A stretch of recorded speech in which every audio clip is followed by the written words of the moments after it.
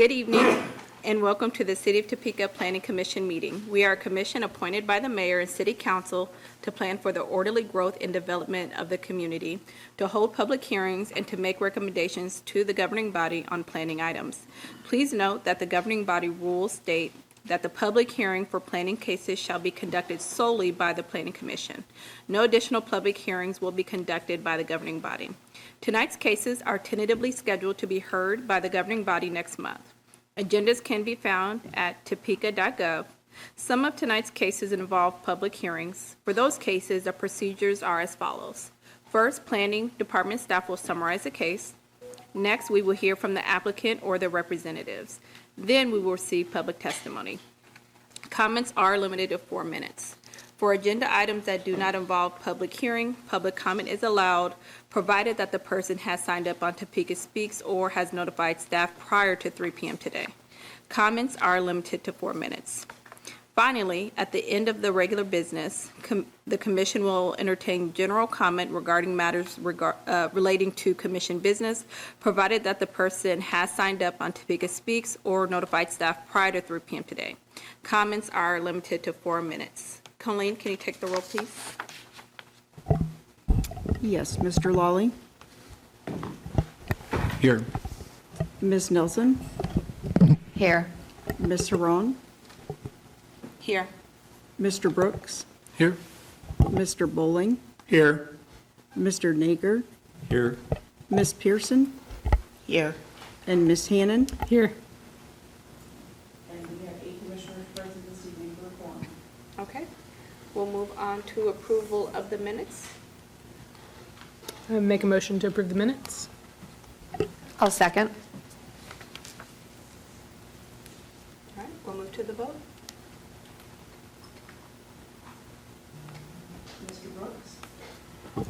Abstain. Mr. Bowling. Aye. Ms. Hannon. Aye. Ms. Haran. Aye. Mr. Lawley. Abstain. Mr. Nager. Abstain. Ms. Nelson. Aye. Ms. Pearson. Aye.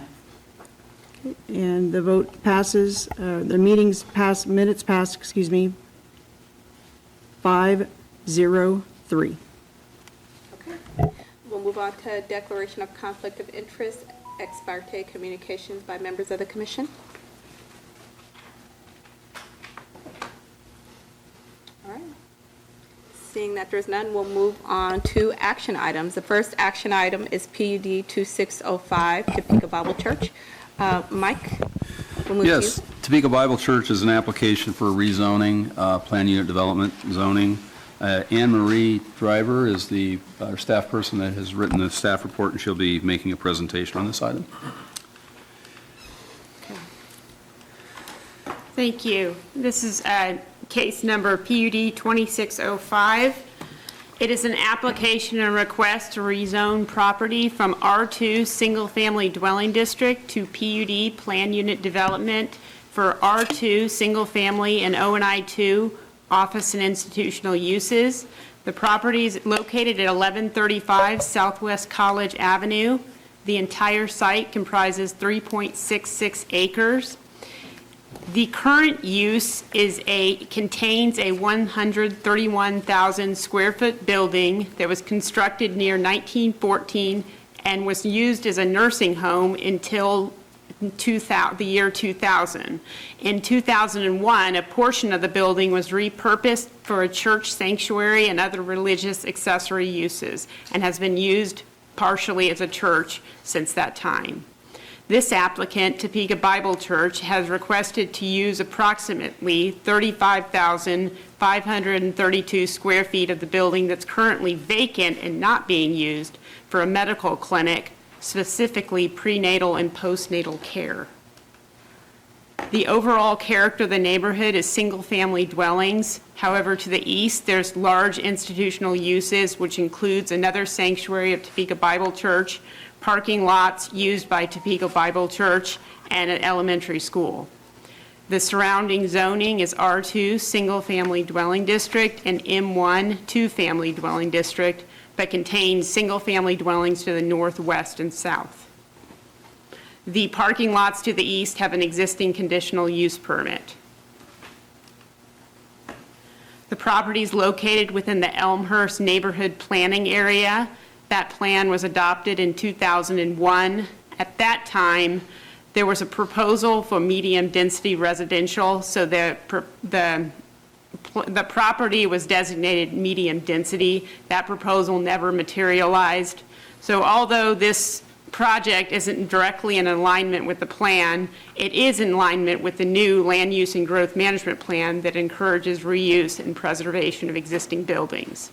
Important note is that they are reusing the existing building. They're not making any exterior modifications to change the character of the building. This is a copy, this is the PUD plan graphic. Proposed Area 1 is on the south side of the building, and that's where the medical clinic will be, off of Mulvane and College. The rest of the building is shown as Area 1 on the PUD master plan, and that will continue to be used as the church. Parking is to the east of there on the opposing blocks. The applicant did hold a neighborhood meeting. Approximately 10 people attended the meeting. The major question that arose was related to some confusion the neighborhood had, that they thought their own properties were being rezoned. When they realized they were not being rezoned, they didn't have any opposition to this project. Staff is supportive of the proposal, recommends approval. It's subject to the 2 conditions in the staff report, and I'm open for questions that you may have. Thank you. Any questions for staff by commissioners?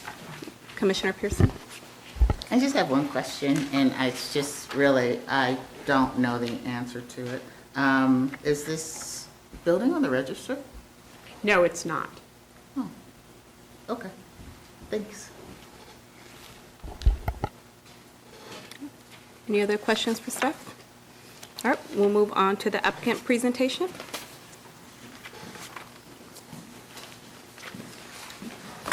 Good evening, Madam Chair. Kevin Holland, Cook, Flat, and Strobel Engineers here to represent Topeka Bible Church. We have the pastor as well as their attorney.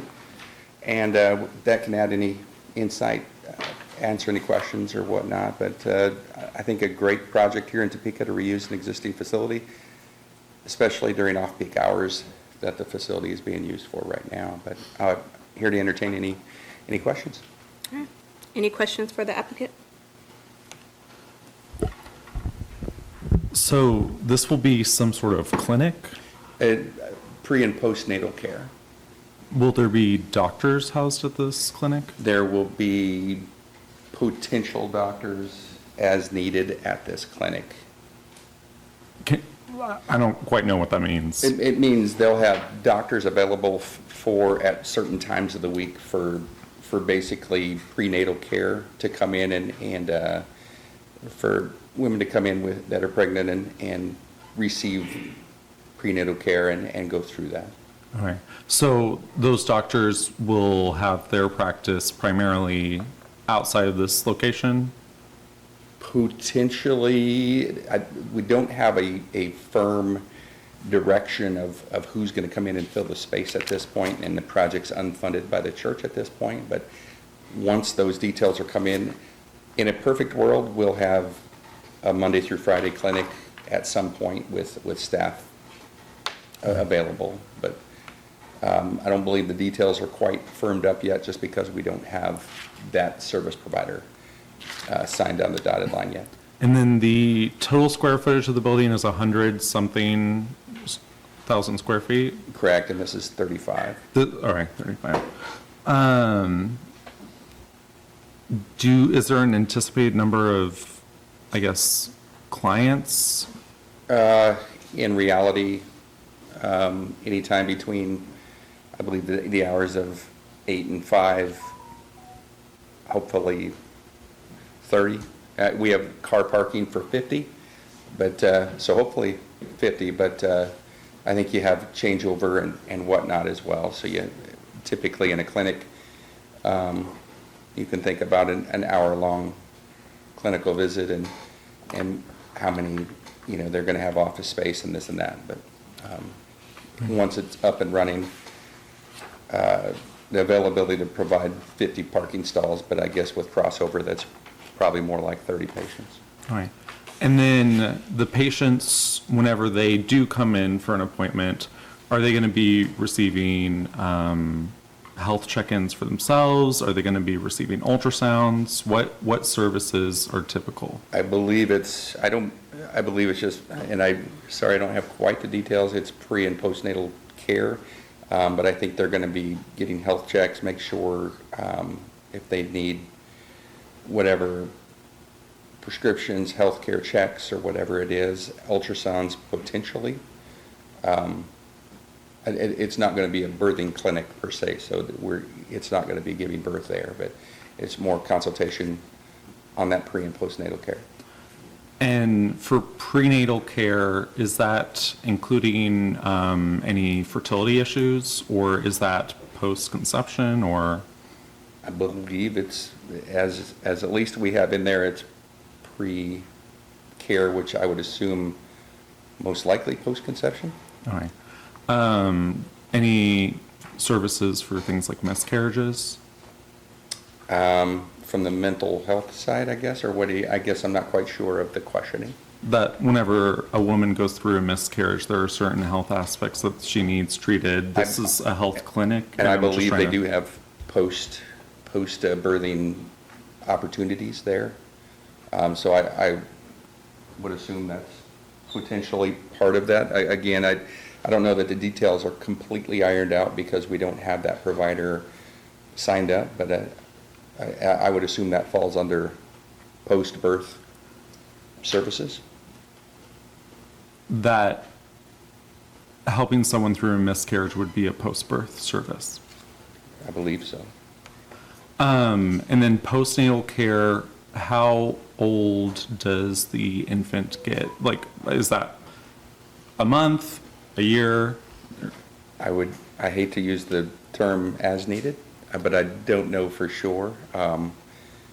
Yeah, like I said, I don't have heavy specifics on what that means, but it probably, a mother that has a child and comes in for her checkup or health at that point, but I'm not sure of what the overall time frame would consist of. And then I think you said maybe ideally that you'd get around maybe 30 visitors a day, although that might be a bit of a reach goal, but possible. Are there other examples of churches doing services like this that we can look to as parallels? I don't have a specific, not here in Topeka is All right, what the answer would be. all right. Thank you. All right. Any other questions for the applicant? All right, thank you. Thank you. All right. Moving on to public comment.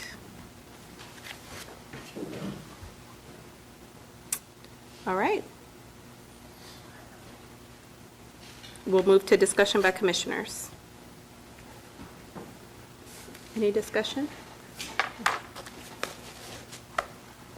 Okay, hearing none, I will take a motion. I would make a motion to approve. Second. All right. Colleen?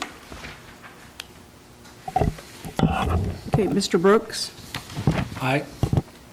Mr. Bowling, Aye. Ms. Hannon, Aye. Mr. Ron, Aye. Mr. Lawley, Aye. Mr. Nager, Nay. Ms. Nelson, Aye. Ms. Pearson. Aye. Motion passes 7-1-0. All right, moving on to Z2607. Mike, I'll pass it over to you. Yes, this is an application for rezoning property, rezoning from R2 to M1 to accommodate the conversion of an existing residence to a duplex. As you might know, if someone wants to convert a home to a duplex in R1 or R2 zoning, they are required to obtain approval of a rezone. And this is an interesting case because I don't recall us ever rezoning or entertaining a rezone just for one property from R2 to M1. And so this makes this kind of an interesting case for that reason. Anne Marie Driver wrote the staff report, did the analysis, managed the case, and so she'll be presenting the staff report. Thank you. This is an application by Alicia Guereca Carrasco. The application and request proposes a rezoning from the R2 single-family dwelling district to the M1 two-family dwelling district. The property is at 1035 Northeast Monroe Street. The entire property comprises .2 acres.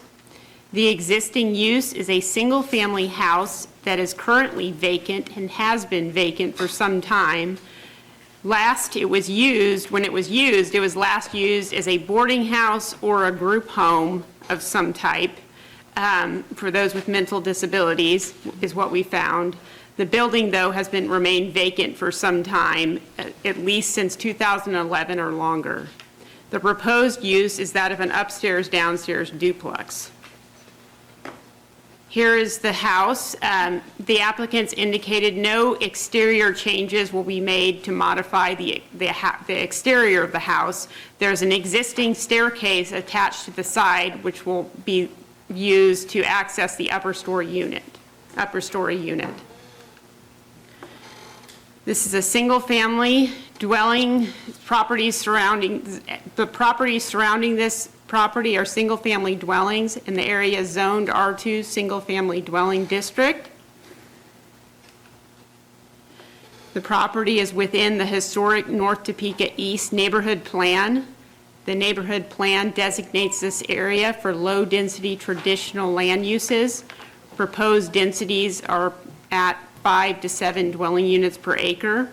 However, additionally, the housing study does support the city need for missing middle housing, as well as reinvestment in existing single-family homes, which this proposal does fulfill those needs.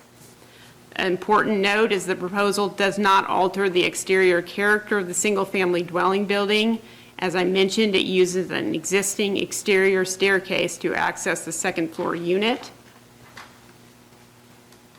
Staff is recommending approval. The applicant held a neighborhood meeting. There were 2 nearby residents at that meeting, and they both expressed support. Additionally, I just got an email from the owner of properties at 1025 and 1030 Northeast Monroe, who has no objections to the rezoning. And I am open for any questions that you may have. Thank you. Any questions for staff by commissioners? Commissioner Pearson? Do we have an image of the side of the house that has the staircase? I do not have a photo of that side. It will be rebuilt, though. Oh, it's going to be. It's going to be rebuilt. Oh, so It's on the west side. Or sorry, it's on the south side of the house. Okay, so it's there now. Yes, it's on the south side of the house. The view is taken from Northeast Monroe, so it would be over there to the left side of that photo. And it falls in compliance with all the other, Yes, it does. okay. All right, thank you. Any other questions for staff?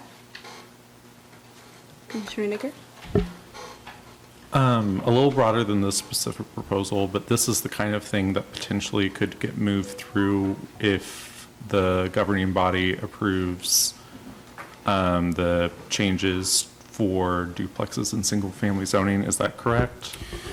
If the text amendment that was recommended by the Planning Commission, which would allow a duplex in a R2 district as a conditional use permit, if that was approved, the applicant would have the opportunity to apply for a conditional use permit, and staff probably would have advised them to do that rather than apply for a rezoning. And if that process did exist in law now, they would still go through that neighborhood meeting, they'd still go through the planning commission, through public comment here, and through the city council? That is correct. I think the key difference is that a conditional use permit can tie it to a specific development plan. So keep in mind that in a rezone to straight M1 zoning, it's not tied to a specific development plan. They're allowed whatever they're allowed to do in M1. Clearly, they've already started working on the building, they are renovating the building, and that's their desire, and we have no question that that's what they're going to continue to try to do. But that's the key difference between the conditional use permit and the rezoning. So if this goes through, it would actually in some ways be a bit looser than the proposal? Yes, there's nothing holding this building to being kept in its current state. All right. Thank you. Thank you. All right. We will move to the applicant presentation. Is the applicant present? Hello, how are you? My name is Joe Rivera. I'm the representative of the family Rivera Guereca and Nacho Holdings from Wisconsin. And we've been working on this property for a little bit, and we've been having the support from most of the neighbors. And I don't know, any one of you has any questions for me, guys? All right. Any questions for the applicant? All right. Thank you. Thank you. All right. We will move to public testimony. Any public comment? Okay. We will move to discussion by commissioners. Any discussion? And if no discussion, I will take a vote. Or a motion, excuse me. Move to approve. Second. All right. Colleen, when you're ready. Mr. Brooks, Aye. Mr. Bowling, Aye. Ms. Hennon, Aye. Mr. Ron, Aye. Mr. Lawley, Aye. Mr. Nager, Aye. Ms. Nelson, Aye. Ms. Pearson. Aye. Motion passes 800. All right. Moving on to PUD 2606 by Brendan Haverty. Mike, I'll hand it to you. Okay, this is a bit of an unusual situation. The property is currently zoned as planned development, and it allows this type of land use without any modification of that PUD zoning. The PUD is it was zoned that way a long time ago. So there's not a lot of detail to it. It's not a typical master plan that we have today.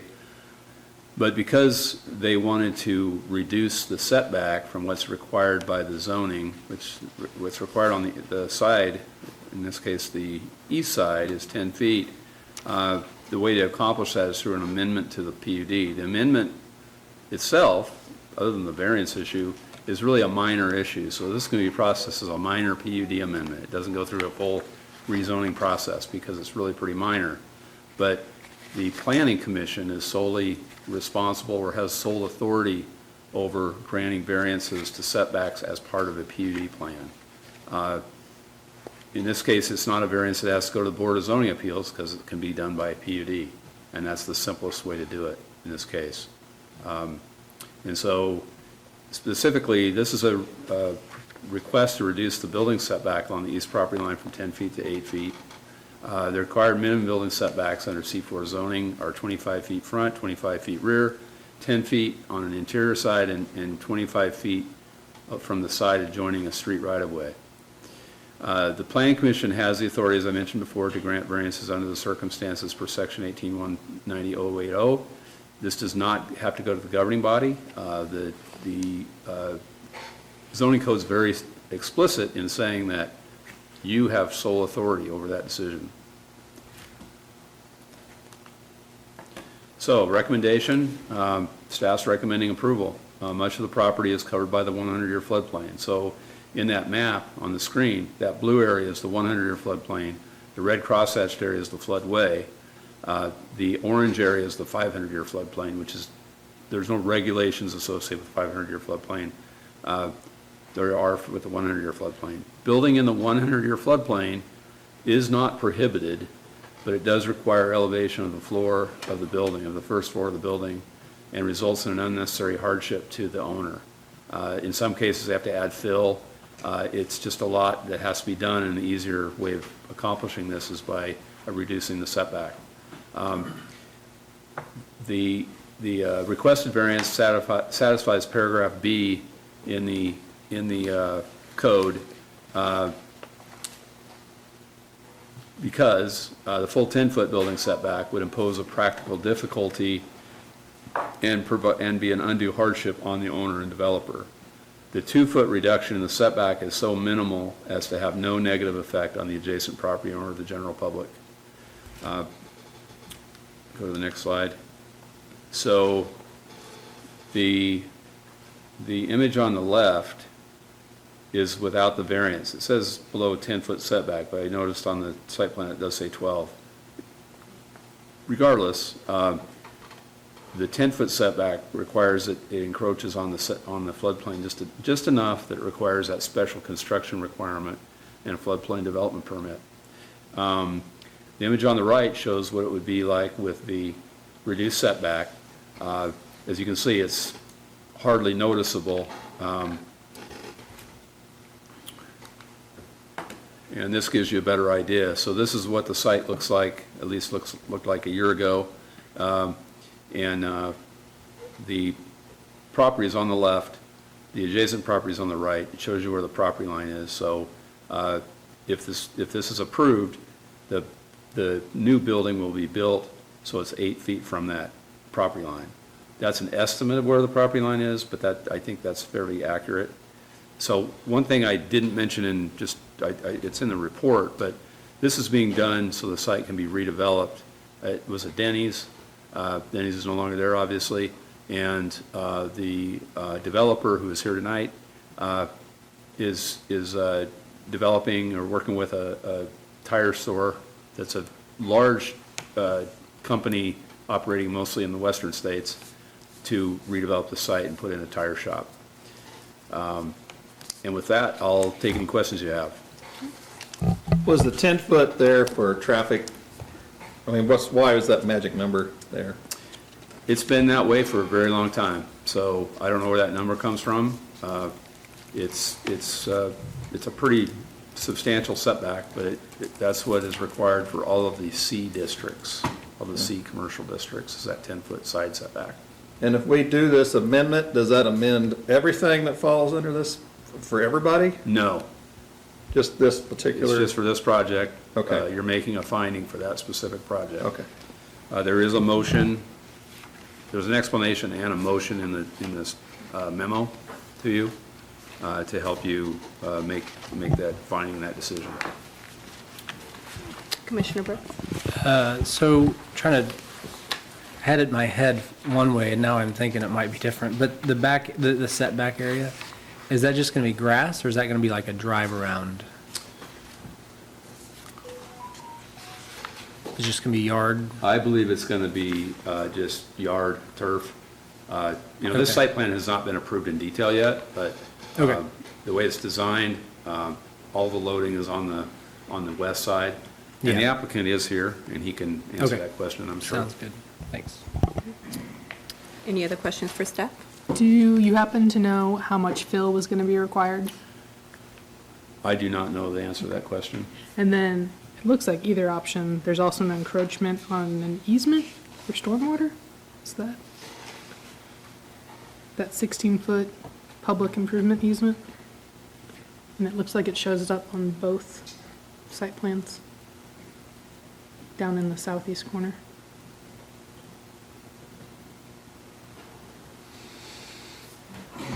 Let me take a look at this. Mr. Hall, I don't need to speak out of turn, but if I can answer some of these left. Is that okay? All right. Go ahead and come up.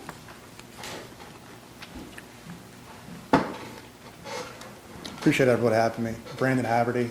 It shows 115, that's the entity we own the property under, but we're with Recor Properties. We've done a lot of projects here in Topeka, and appreciate you guys having us here.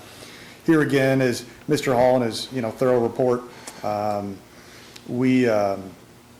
That was very astute to comment there about the stormwater easement there. We are in the process of working through a new amendment for that as well. And it's incorrectly done. If you look where the actual storm line is, it's not centered around the easement. So we actually have a new legal description that we're working through the city on a different part. It doesn't have to go to planning commission, is my understanding. But that will be a sole separate approval. But yes, it would be, the building would touch it. And as you can see on the rendering here, how much we struggled with that floodplain.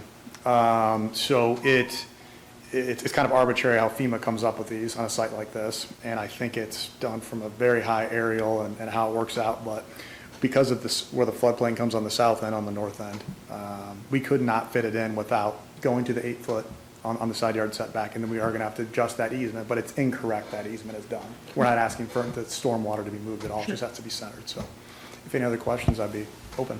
Did you know how much fill was going to be required? So we have to be 1 foot above the base flood elevation. Yep. And that's different, city by city. Topeka is 1 foot. So that's just around the building envelope, but obviously for ADA standards and all the other things, it's a lot more fill. Honestly, the cost of it is one thing. The real problem for us, though, is dealing with FEMA after the fact. Because we can't get that declaration or confirmation until we've already poured the slab, and then we're up at FEMA's whims in terms of, and I think anyone can see, if you look at that plan, it's, you know, I'm not sure I agree with it's a 100-year flood plan. No one's going to listen to me, you know, perfectly, you know, saying that. So there's a cost associated with it, but it is very burdensome. We've had to do this in other areas where it's far more significant than this. We've had to raise multiple feet. You know, it's a 6 to 12-month process with FEMA to get that all worked out, and it's very time sensitive. And so, you know, our hope was, you know, with taking a side yard setback from 10 to 8, and the main entity that would be you know, impacted by this is the Days Inn owner. To say they would be excited about this Denny's being torn down and a new building would be an understatement. We have dealt with some homeless encampments, and that's, you know, we did the Raising Cane's deal across the street when it was a Steak and Shake. We dealt with a whole lot of that, and I couldn't even tell how many times we've had to get those sites cleared. So for us, you know, I think there's obviously you know, we want to speed things along timing, but I think the ask for what potentially the benefits are, you know, to the community and clearing up, you know, really a very vibrant spot there of Wanamaker and 470. The site has its challenges. I think we've worked through that, you know, we'd appreciate the consideration. So do you have a specific number, like even a range? 40 grand probably. Okay. Thank you.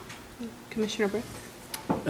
So I'm just kind of probably a dumb question, but Yeah. in my mind, that line is just, it's arbitrary, like you said. I mean, it's an elevation. It's following the elevation. So, you know, why can't, does it have to be that? I mean, can FEMA change that? Or, I'm just curious, and I know that's not likely a good option, but do you understand? Yeah, there's we've an never option had any there? success with, Yeah, as you can imagine with FEMA, we don't have a number to call. Yeah, It is I something understand. you submit. Yeah. You hear back 8 weeks via regular mail. yeah. And then it's the same thing again. So in terms of with FEMA, why is that in the 100-year floodplain right there? I mean, it's very arbitrary how that works. When we first got the survey, we were like, What in the world? how do you come up with that? Exactly. And I don't think they could probably answer how that came up with, but it's something we have to deal with for insurance purposes, because it creates a whole Exactly. line of things that we frankly have no control over. Interesting. Okay, thank you. Any other questions? Oh, Commissioner Nigger? Am I understanding correctly that the difference between like the initial plan versus the plan, if this were to be approved, is basically same dimensions of the building, but it'd just be scooted 2 feet to the east? Correct. All right, that's it. All right. Awesome. Thank you so much. Thank you for your time. All right. Moving to public testimony. Okay. Any additional discussion by commissioners? Okay. I will move towards a motion. Motion to approve. Seconded. All right, we'll take the vote. Mr. Brooks, Aye. Mr. Bowling, Aye. Ms. Hannon, Aye. Ms. Herron, Aye. Mr. Lawley, Aye. Mr. Nager, Aye. Ms. Nelson, Aye. Ms. Pearson. Aye. Motion passes 8-0-0. Okay. We will move on to discussion items, starting with CPA 2601. Mike, is this? Yeah, I'll anybody? introduce this. So I want to introduce our neighborhood planner, Gerardo Munoz Camacho. You know, we started working with the neighborhood on this neighborhood plan over a year ago. The plan was put on pause for various reasons, And since that time, Gerardo came to work for the city. I think it was October, something like that. September. And he has worked diligently to move this along, and it's been quite a lot of work in the last few months. And so now we're to a point where he can present this to you, and remember, it's just for discussion, but a public hearing has been advertised and published and noticed for August, right? Yes, August 17th. So with that, I'll turn it over to Gerardo. Thank you, Mike. This is just an introduction presentation for the Old Town Neighborhood Plan. So this is a Dreams 1 funded plan. Dreams 1 was awarded in March of 2025 after they applied for it. And what comes to Dreams 1 is 1.4 million in infrastructure money, as well as 330,000 in housing rehabilitation funds and public utility improvement of 150,000. General timeline for this would be 2026, create or update the neighborhood plan. 2027, city engineers will work on the design of the projects, and finally 2028, implementation. Thing to note is that Dreams 1 is no longer a component of Dreams, has been renamed. So, more detailed planning process. We kicked off with the neighborhood-wide meeting on May 1st, 2025. At the kickoff meeting, we had roughly 20 members of the neighborhood and other parties that were interested as well in attendance. Our last planning committee meeting on June 17th with our final neighborhood meeting scheduled for July 23rd, where we will present the finished plan then. The boundaries of the neighborhood are Southwest 6th Avenue to the north, Southwest Summit to the west, Southwest 10th to the south, and Topeka Boulevard to the east. The neighborhood is surrounded by downtown Topeka to the east, Elmhurst, Tennessee Town, and Historic Holiday Park to the south, Central neighborhood to the west, and Ward Mead to the north. The first neighborhood plan for Old Town was first adopted in 2003. The updated plan makes appropriate changes to the sections identified here, as well as adding a neighborhood profile and making that distinction from neighborhood data. Some brief history. It was home to Governor's Row back in 1900s. The West Side 900 block has been referred to as Governor's Row and was home to the Kansas governors from 1901 to 1962. The property was then demolished in 1965. It is home to 10 historic parcels as well as 9 local landmarks, with Topeka High being one of them.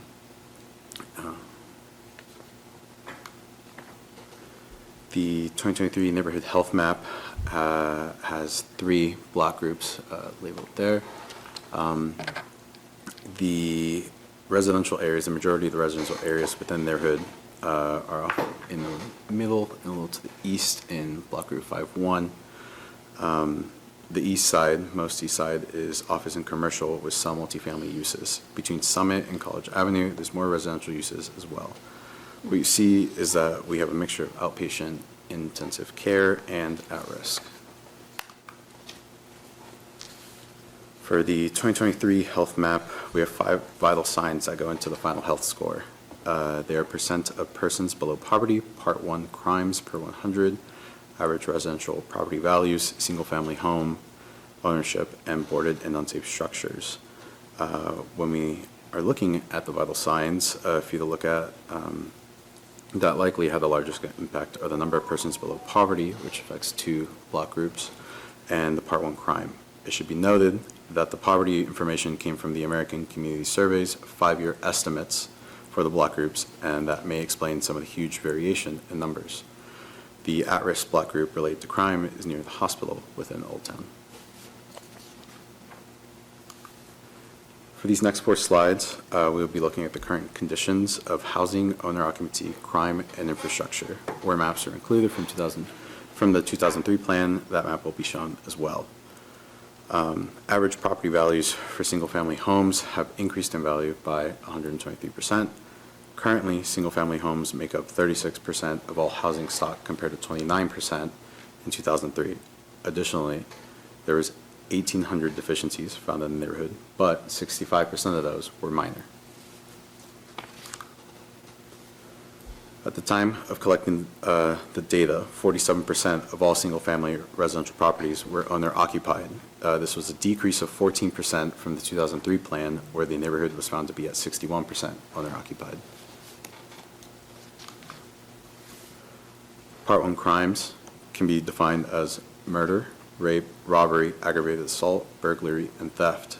The biggest takeaway for crime statistics are that they tend to be located in pockets around the hospital and commercial areas. 17% of these crimes occurred at the hospital or satellite offices. 23% occurred in multifamily properties, and 19% occurred in the commercial areas along 6th Avenue, Southwest Topeka Boulevard, and Southwest 10th Avenue. It should be noted that when talking to the Plan Committee, they indicated that this was not a true representation of actual crime. For infrastructure conditions, the scores include pavement condition, sidewalk, curb and gutter scores. Additionally, much of the neighborhood features historic infrastructure consisting of brick sidewalks and streets. A significant portion of the historic infrastructure needs repair. The brick sidewalks have settled and are no longer ADA compliant, for example. It does also have a mixture of modern and historic. Future land use is changing slightly to support commercial mixed use and residential uses in the neighborhood, with the area around Topeka Boulevard, along Topeka Boulevard, to be classified as mixed use commercial, as well as adding commercial residential to the southwest corner and office residential in the middle, that green area to the south. A new aspect to neighborhood plans is economic development. With the help of Leah Bowling, we are looking at ways to promote vacant parcels within the neighborhood, and those have been identified as in different ways. For example, vacant as in it is currently no use, or a adjoining property to a house. In the past, we did not have an economic development section, but this is a way to try and support local businesses, expand access to essential goods and services, activate that vacant land, and improve accessibility within the neighborhood. The goals of the plan are to engage community members of historic Old Town to attain community buy-in, improve and stabilize the housing conditions of the single-family homes, address infrastructure issues, and lay out infrastructure projects for now and the future, and increase the quality of housing stock and provide for more owner-occupied housing. Next steps would be to receive public comment on the plan in August, hold the final neighborhood-wide meeting later this week on the 23rd, Planning Commission public hearing in August, and then a tentative schedule for September for City Council. Thank you. Can answer any questions. Thank you. Commissioner Pearson? There's been at least one formal historic resources survey and then a second informal historic resources survey done by a Washburn class. Has that been incorporated into this? And will any money be directed to historic preservation? To my knowledge, it has not, but yeah. So I'll go backwards with the questions. The answer is no, there won't be any money dedicated for historic preservation. I guess I don't know, Gerardo, for sure, if we included like the results from that most recent survey in the neighborhood plan. That's something, if we haven't, we could do that. Does that answer the questions? It's helpful, yes. And hopefully, yes, you could, and, I mean, it is the oldest section of town. Yeah, yes. So, and it's hard to imagine that only 11 parcels have been identified in the oldest section of town.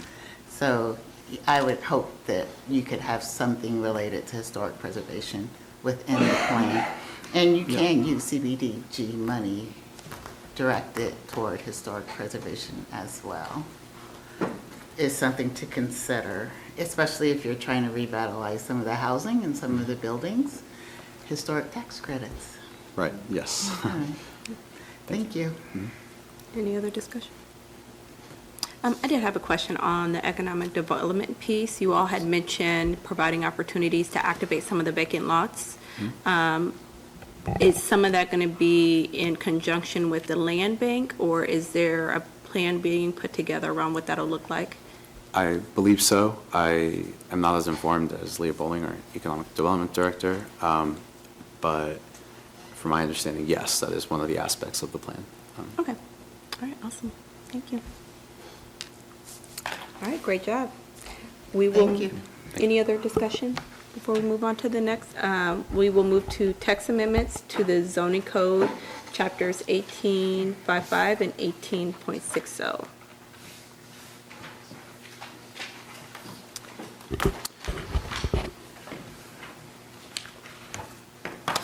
Okay, so I'm going to be presenting some slides to you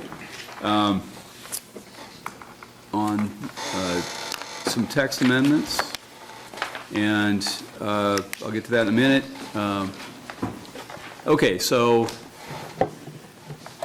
tonight what we're asking you to do is consider what we're presenting to you and provide direction to staff to initiate the process of preparing text amendments and scheduling a public hearing and moving forward. And so you will be asked to make a motion at the end of this presentation. So the text amendments we've identified, they do not cover the entire zoning code. They cover about 3 chapters, maybe 4 chapters. Definitions, land use tables and dimensional requirements, special use requirements, and amendments to comply with Senate Bill 418, which I'll explain in a few minutes. There may be other related chapters and sections of the zoning code that are highly related to these, and those would be added as well. But I think the point here is it's not a comprehensive rewrite or update to the entire zoning code. The land uses affected by this would be data centers and energy storage systems, manufactured and modular homes, single-family residential and Senate Bill 418, indoor recreation, self-storage, also known as mini-storage, uses in the D3 district, residential accessory structures, and there are some other probably less prominent parts that would be part of these amendments. So I think the question for the Planning Commission is really, what questions do you want answered before you consider proposed text amendments after this? And if you can tell us that, then we will get you answers to those questions. There's a lot here. It covers a broad range. Some of these are probably going to be of more interest to you than others. And so that's a good question to ask yourself. So one thing I want to mention, the governing body on July 14th passed a moratorium on data centers. And what that does is it means that the city, for the next 12 months, or until that ordinance is repealed, may not take any applications, review any proposals for data centers. That moratorium gives the city some time to examine them in greater detail and learn more about them, and then be prepared at some point to amend the zoning code and to address other issues. One thing I'll mention about data centers is that a lot of the issues that arise aren't really zoning specific. A lot of them have to do with utilities and use of water, use of electricity, and so on. So what is a data center? A data center is a facility that houses computer systems, servers, and network equipment used to store, manage, process, and distribute digital information. A data center supports users of websites, streaming content, apps, and cloud-based services. So one thing I failed to mention, I printed out the slideshow that was presented by the Economic Development Director on July 7th, before the moratorium was passed, and it provides a pretty good overview. And that's why I printed it. Rather than try to incorporate all of that information in these slides, I thought I would just print that for you. So that's a good, if you just want to glance at something that's pretty easy to read, honestly, it's all in bullet points, that's a pretty good resource. Data center issues: utility usage, water, sanitary sewer and power, land requirements, noise, aesthetics.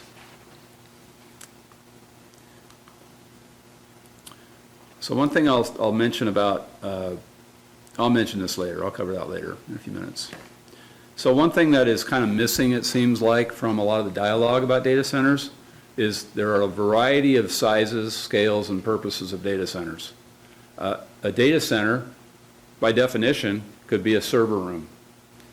Server room for any large organization is really functions as a data center, and they don't cover a lot of area. There can be a micro data center, a very small data center, an edge data center. And so that is something that's provided for, it could be for an off-site user that needs that capability.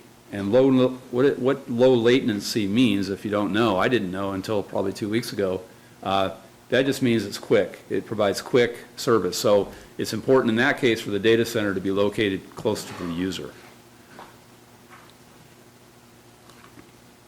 So now we're getting into the larger data centers. So there's still fairly small data center, a small enterprise data center, 5,000 to 50,000 square feet, and hosts up to 2,000 servers. 1.5 to 10 acre foot site size. One thing I'll mention too, with a data center, when you're starting to get to this scale, you'll have the servers inside of a building, and outside the building you'll have the cooling apparatus, and you'll have backup generators. So a lot of times if you look at the plan view of a data center, or just a picture of a data center, that's what you'll see. You'll see a big building, it's like an industrial building, and then you'll see this equipment outside the building. Mid-sized data center can be for enterprise or co-location. So enterprise means it's for one user. Co-location means it's a big facility, or it doesn't necessarily have to be a huge facility, but it's a facility that leases space to different users and has a bunch of tenants with their server racks in the data center. And there are a handful of these in the Kansas City metro area.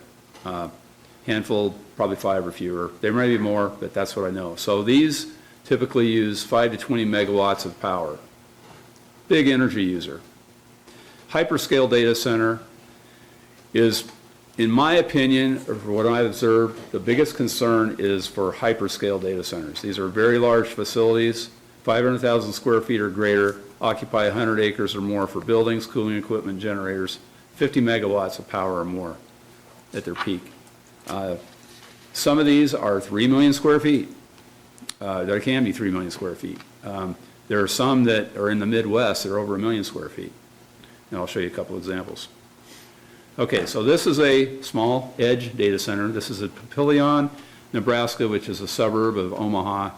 And this is a fairly small facility, 4 megawatts of power, 21,000 square feet or 22,000 square feet. One thing that's noticeable about this is, this is what it looks like on the right. What you can't see in this photo very well, you can see it in the overhead view, the aerial, are the equipment outside the building. So in this case, the equipment is on the north side of the building. What you'll see is that this is in an area of professional medical and dental offices, and it looks like it's kind of semi-industrial, kind of office environment. So this is a data center that's not very far from us. This one's in Shawnee, Kansas, in Johnson County, Kansas. This is a co-location facility, and it's 176,000 square feet. So there's another one in Johnson County that is roughly 100,000 square feet. And the other one, not so much this one, but the other one, it looks like it's just part of an industrial park. This one kind of does too, but that gives you an idea of what some of these look like. So this is a very large one. This might be the largest one in the Midwest right now. This is the Google data center in Pryor, Oklahoma. It's a hyperscale center, 1.4 million square feet. And what you can see in that, on the left, you can see the big building, you can see the cooling equipment on the outside, along with the backup generators. So I'm going to explain, I don't think it's on any of these other slides, but the data center, the biggest concern, or one of the biggest concerns, has been water consumption. Data centers used to rely more on a lot of water. They did not have closed loop systems. The ones that are being brought online now tend to have closed loop systems. So think of how your car is cooled. You have a closed-loop system. It uses water that's recirculated and uses glycol, coolant antifreeze, as a cooling agent. And so it does not require a lot of water. They do require a lot of power. And I'm not an expert on power. There are a lot of industrial users that require a lot of power, but these do require a lot of power. I'd say there are other industrial uses that require a lot more water than this.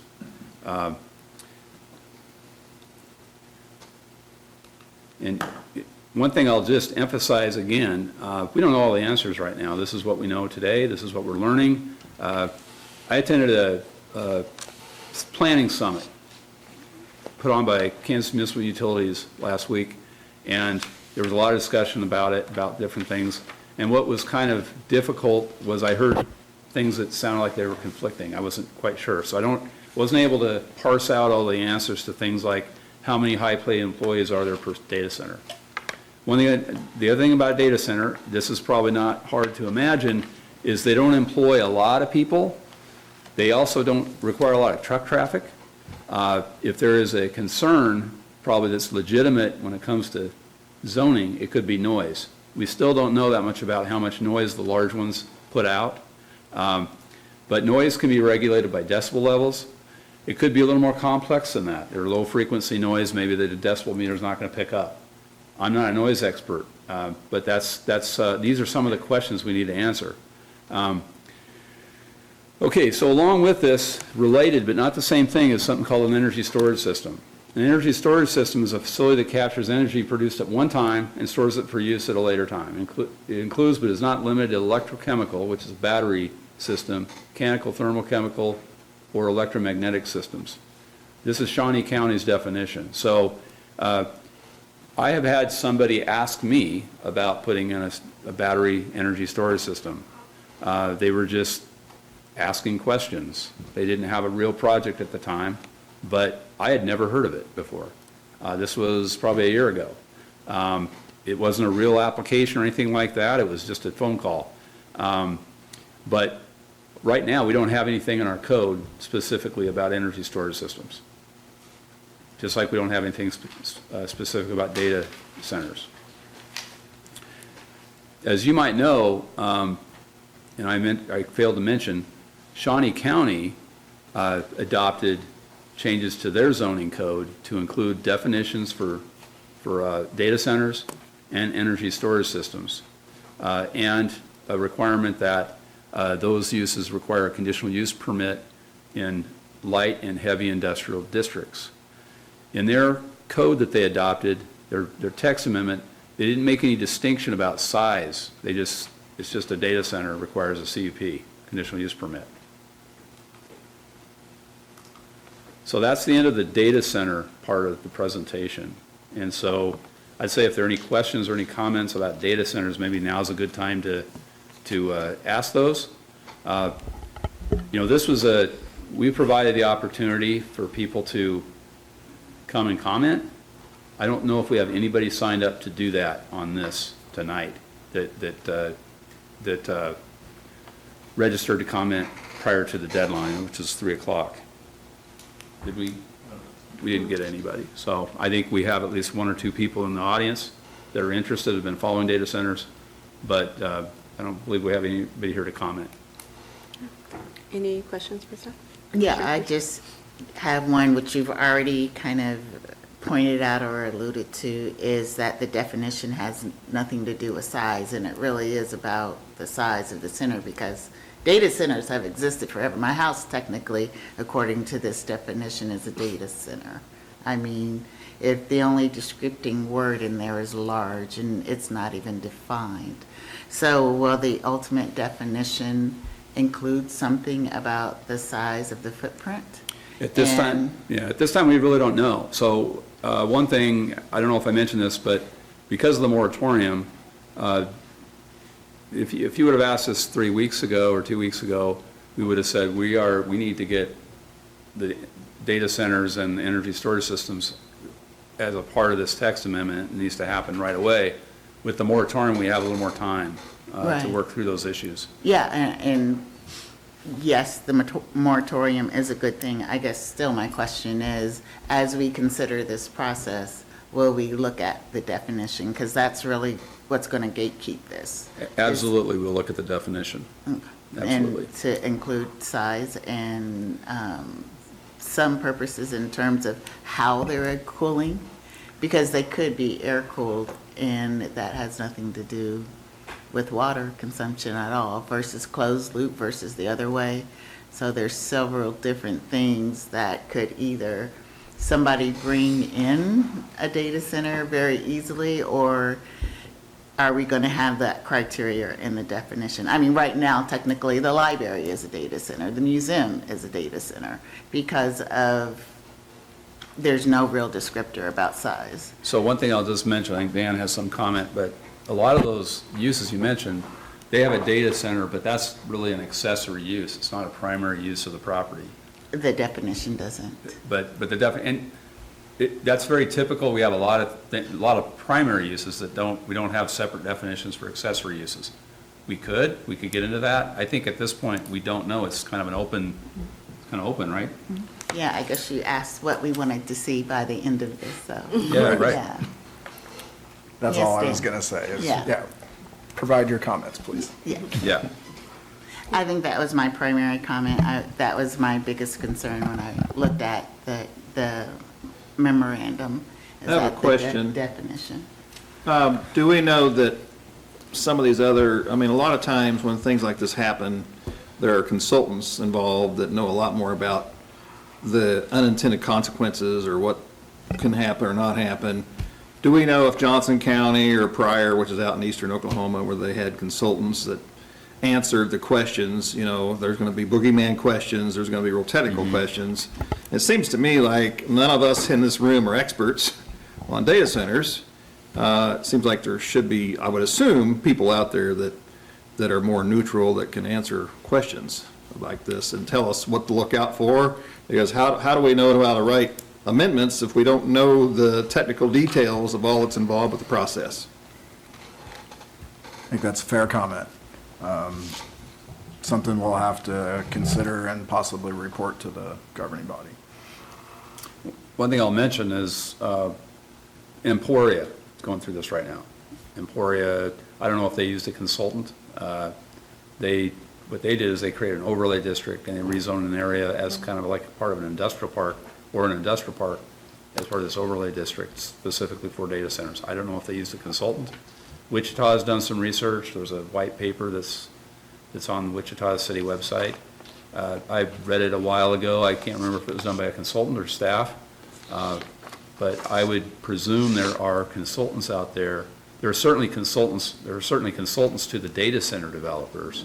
I don't know if they're the right consultant to use for the city's purposes, but yeah, that's a point well taken. Well, because a lot of times you can have hundreds of pages of white papers, but you really have to have an expert that can distill all that information down and tell us, okay, here are the issues that, from all this data mining, if you will, that we need to be concerned about. So, and I'm not saying yea or nay on data centers. I'm just saying we don't know enough to know about them. Absolutely. Any other comment? Commissioner Nagel? One question I had was if the city were to institute some regulation on data centers, would that extend to the, is it 3 Mile area? No, it would not, because the city does not have zoning authority outside the city limits. It has subdivision authority. So a subdivision, if someone's developing something, chances are they have to go through a subdivision plat, and the city would review that plat. But it would not, the city's role would not be to regulate it in a zoning type way. It would be really to approve the plat. So if someone wanted to build a data center that was in the county, but like across the street from city limits, they're only worried about county and state law. They're not worried about city law? Yeah, that's probably a fair statement, I would All right. say.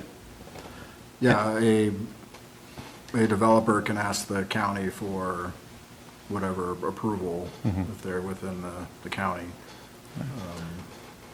I think the one thing that I didn't really respond to was the utilities. So if someone's trying to connect to the city's water system, that's a decision by the city to allow them to connect to the water system or the sewer system, and that typically requires annexation. There are certain cases where something can be exempted from annexation. So potentially someone doing that, if they're close to the city, especially if they're contiguous with the city, they're still using city utilities, it will have to be annexed.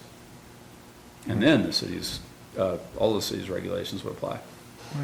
And then the other thing, kind of, I do agree with Commissioner Pearson's point of the size difference matters of data centers.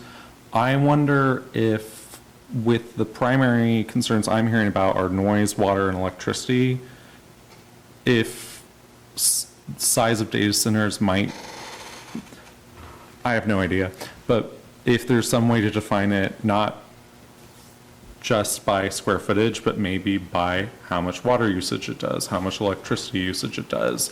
And if that is, the average Topekan's concerns is not really how much square footage it takes up, but how much electricity or water it uses. I think it usually makes sense to try and make the law more on point about what the issue is, even though I'm sure the relationship between those and square footage is very strong. That what I don't want to do is approve some data center because, well, the size indicates that the water usage is going to be really low, and then all of a sudden the water usage isn't low, and the way that we've written, there's not anything we can do about it. Yeah.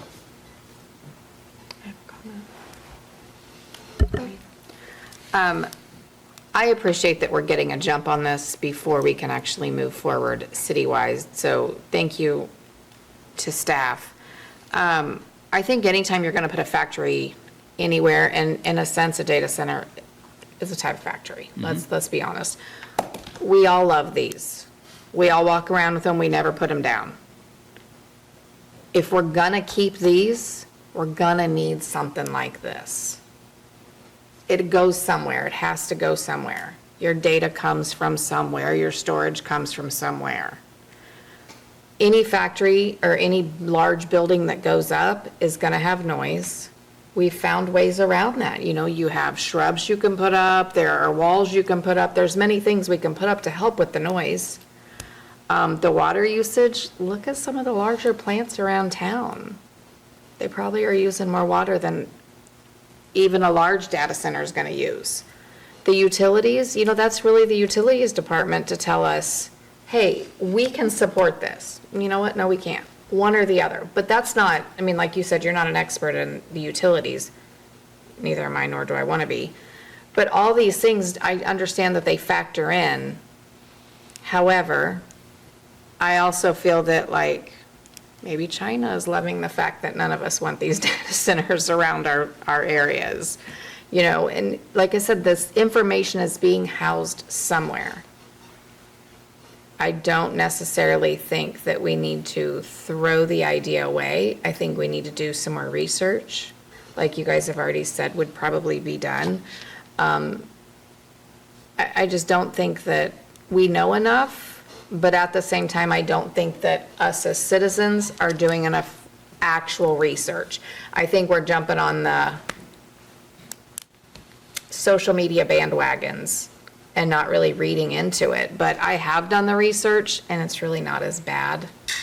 I have contacted some of them over in Shawnee County, because there's a total of, I believe, that my last look, there was 6 data centers over there. The neighbors don't care.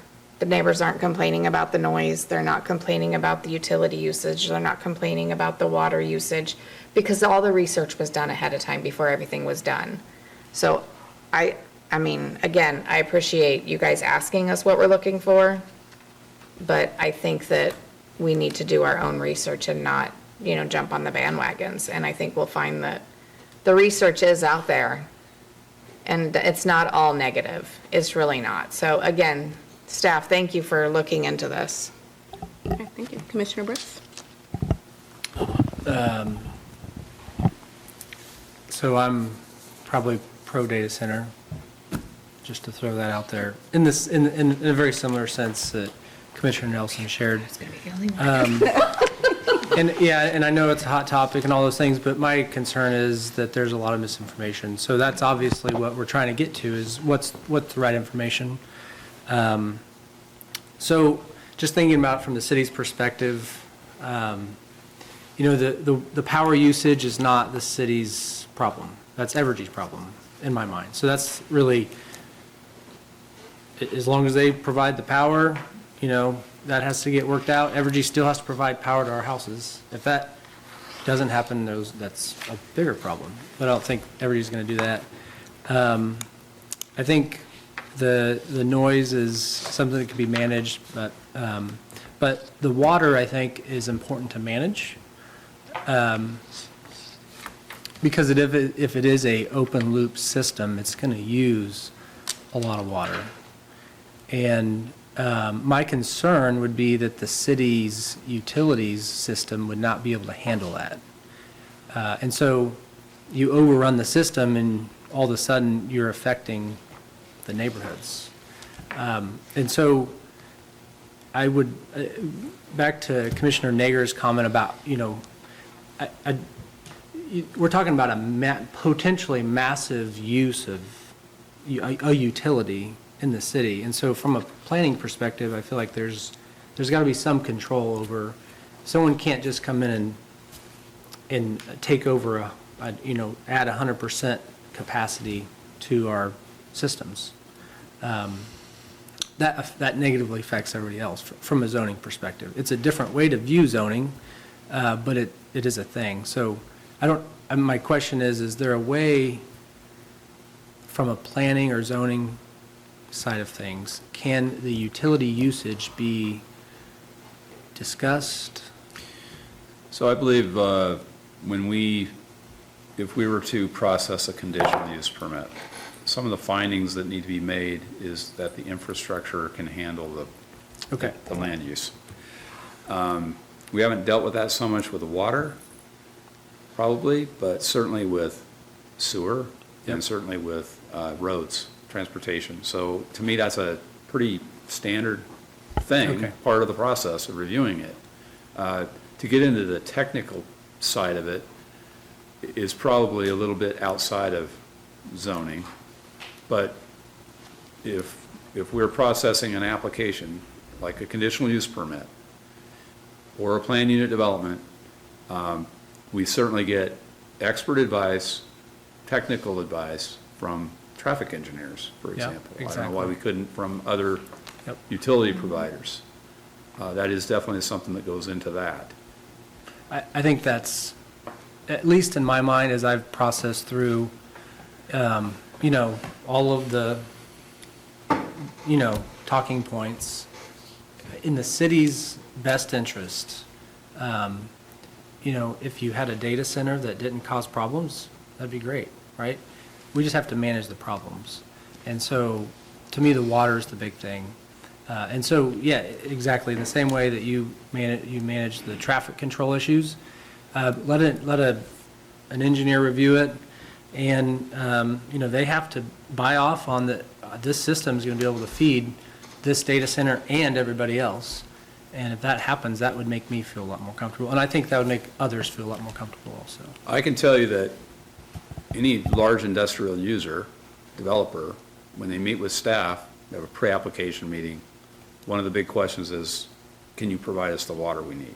What's your water usage? Can you provide us the water? So that's kind of always top in mind with an industrial user, because they do tend to use a lot of water. I believe that with data centers, just what I've learned over the last few weeks, it's the power requirements that are the big factor. And that's really an Evergy issue, and whether they can do that. And I'm just sharing my opinion on that. One moment, Commissioner Pearson. And having spoken with some people at Evergy, they started working on this problem 2 years ago, and they already have rules and conditions and plans in place. So maybe water has done the same, but you would probably know that. But just in case, maybe as part of this process, speaking to the different utility companies to see whose infrastructure is already in place. They're all regulated bodies, so they all have this primary duty to provide service for our individual households. Anything above and beyond that has to be taken care of. And so with large-scale industrial and commercial uses, they've already had that conversation internally with Evergy. So you might want to speak with them as part of the process during the moratorium to understand what they've done. But it sounded like from what I had, the discussion that I had, that they're just waiting on other people. Commissioner Bowen? One thing that, I'm old enough to remember when Jeffrey Energy Center was built. And there was all kinds of discussions about this big power plant out on the prairie that was going to be built and how much water it was going to use and all the things that were going to happen. Well, it's been pretty successful, and they figured out how to get it done. I've heard the same thing Evergy's already taken into account, because the concern is everybody heard was that, well, my power bill is going to go up because the demand's going to be so huge, and I think from what I understand, I've heard the same thing. Evergy's already addressed that. The water usage, I think there's probably ways that those can be addressed, where there's less of an effect. And that was my point earlier, is I hate the idea of us killing something without really knowing what we're talking about. And I'm a little more pro data center as well. And also from just the other standpoint, I don't know a lot of people realize this, but public utilities are taxed at 100%. Mm-hmm. And this would be pretty much falling in the line of a public utility for property tax purposes. So there's a lot of money here involved with these. They're not just a place out there where nobody's getting income from them, because we would. So. And a lot of my sentiments, piggybacking off of Commissioner Bowling, I really was going to speak to the economic development piece. Because one of my questions to staff is, I know that the county has presented some zoning, uses, but I'm really interested to see, are there going to be any additional allowable uses for zoning? Because not all data centers fit a rural element. Some of them might fit a commercial element, and we have a lot of parking lot space. And so I just didn't know if staff was going to be exploring other allowable uses for data centers, especially because there's so many different types of data centers out there, or is it all just going to be very much just in the county and the uses that were stated in the report that was given to us?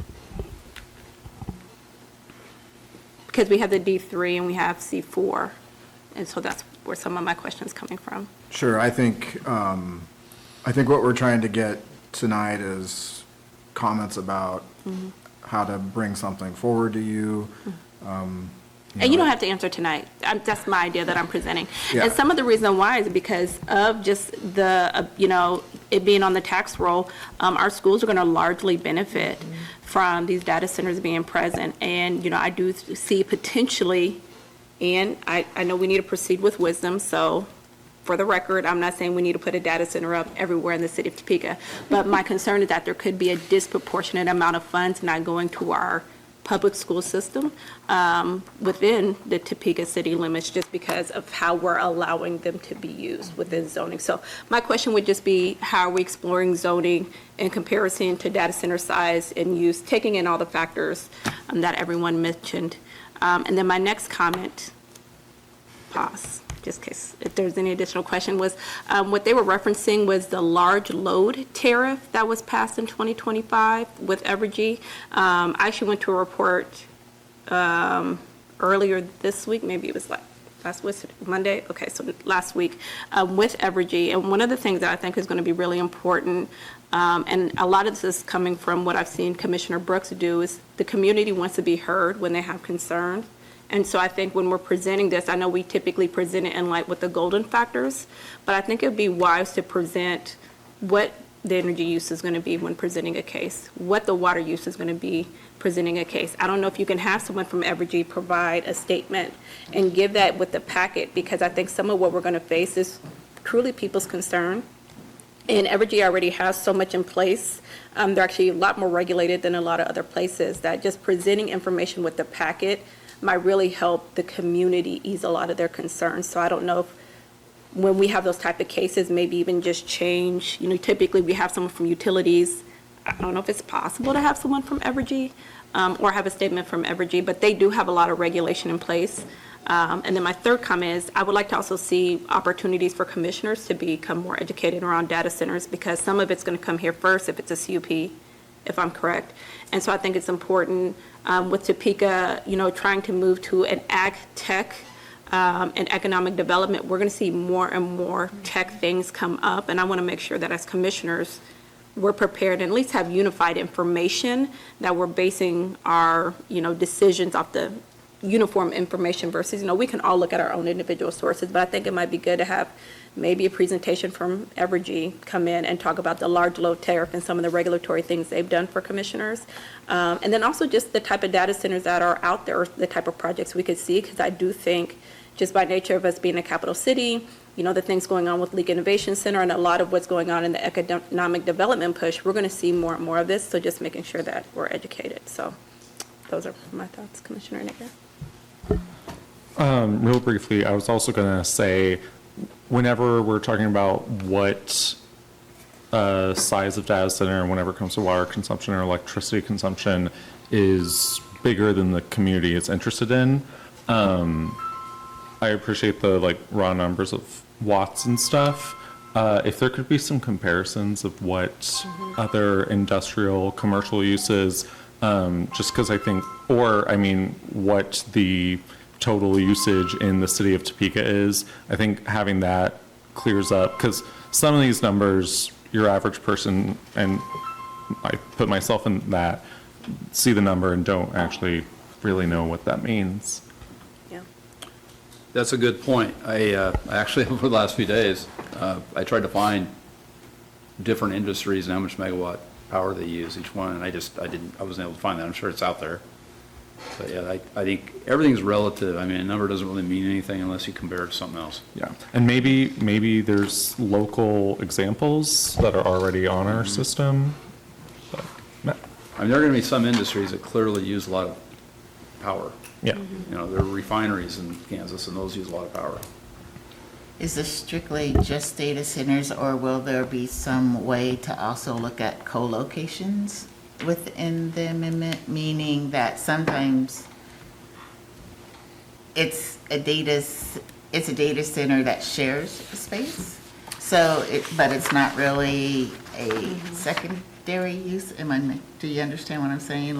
There could be almost like a duplex. There could be two businesses operating in the same building with two different distinct functions, which I could see a developer coming in that way, muddying the waters a little bit. So Commissioner, you're referring to two different businesses with two different sets of server racks within the same facility, is that what you're talking about? Yeah, it's something like that, or they could be a totally separate kind of business. So that's really what space. that's really what a co-location data center is. So a lot of the big developers, what they're doing is they're developing it, and it's kind of like they're creating the system, and then they start leasing it, as I understand, and they have many multiple users of that space for their servers. Okay, so then, no, yes to that. Thank you for clarification on that. But is that part of it? Is there, that someone might say, this is a warehouse, you can have the front of the warehouse to do training, I don't know, training for shooting bows and arrows. Because we know me. And there'll be server racks in the back. Yeah, so that would be a mixed-use facility, Okay. just like any mixed-use Will we facility be you'd have. considering those as well? Well, I think that, just like now, if we have multiple primary uses on the same property, a lot of times that kind of starts looking like a PUD. But, You don't have to answer the question, but just but saying certainly, yeah, something to right. consider. And, I'm sorry, any other commissioners have discussion? Jennifer? Oh, I'm sorry, go No, ahead. you're good. I would like to know what other similar communities are doing, kind of how we did when we looked at the housing changes Okay. and when they adopted those. Commissioner Brooks? So back on the power consumption, because the city is not providing that utility, I guess I don't understand how we can control that. Is that a fair question to ask, or is that? I don't think it's a matter of controlling it. I think it's a matter of asking them to provide information or proof that they have got power. Oh, okay. So like verify that you have worked it out with Evergy, Yes. or Evergy verifies that you're not going to have brownouts. Yeah. Correct, right. Yeah, okay. I'm good with that. Any other comment? One other thought that I just had while Commissioner Pearson was talking is that maybe look at, just like how we have several different types of commercial and industrial uses, maybe look at data centers in the same, like a co-location type of facility, which was kind of what I was trying to allude to, that, you know, a co-location facility might work in a D3 or C4, you know, zoning, whereas some other type data centers, it makes sense for it to be in a rural area or in a heavy industrial area. And so maybe instead of just lumping all data centers into one description, maybe parceling them out, maybe isn't even the right word, but maybe dividing them out based off of size, usage, cooling. And so maybe there's a type of data center use that's allowable in a C4 or a D3, and there's a data center use that's in an industrial use, or versus, I forgot what the other, you know, I3 uses, and maybe looking at them at a spectrum, because technology is going to change so fast. The moment that we say, okay, we have something, a new type of technology is going to come out, and so I can foresee these becoming a lot more compact over time. And so that was another idea that I was thinking too. Instead of just having one lump sum, it's like maybe saying what type of data center would be allowed in this type of commercial use versus other uses. Okay. All right. Any other comments? I'm loving all the discussion. All right, and now we're moving, oh, I'm sorry. I think they're continuing. Oh, I'm sorry. You don't need me to go, sorry. Work your way through it, right? Yeah, yep, Sorry. okay. So should I go to the next topic? Yes, go ahead. I apologize. That's okay, it's all right. So this is another 20 slides, just kidding. Quite a few, but not 20. Okay, so groans everywhere. Okay, so this is about manufactured homes and tiny houses. So this is something that is important to include in this batch of text amendments. So I'm going to provide you an overview of the different types. This can be a very confusing topic. So currently our zoning regulations you can probably separate housing types into two types. Homes built on site-built homes, and manufactured homes. Site-built homes are allowed by right in any residential zoning district, pretty much. There are no minimum size requirements for site-built homes. So today, if someone wants to build a site-built home and they want to build a tiny home, and it's a site-built home, they can do that. They're allowed to do that right now because it's a site-built home. There are building codes that have minimum room sizes. Then there are homes manufactured off-site. So right now, the only type of home you can, other than mobile home parks, the only type of single-family residence that's a manufactured home that's allowed is a residential design manufactured home. And those are allowed by right in residential zoning districts.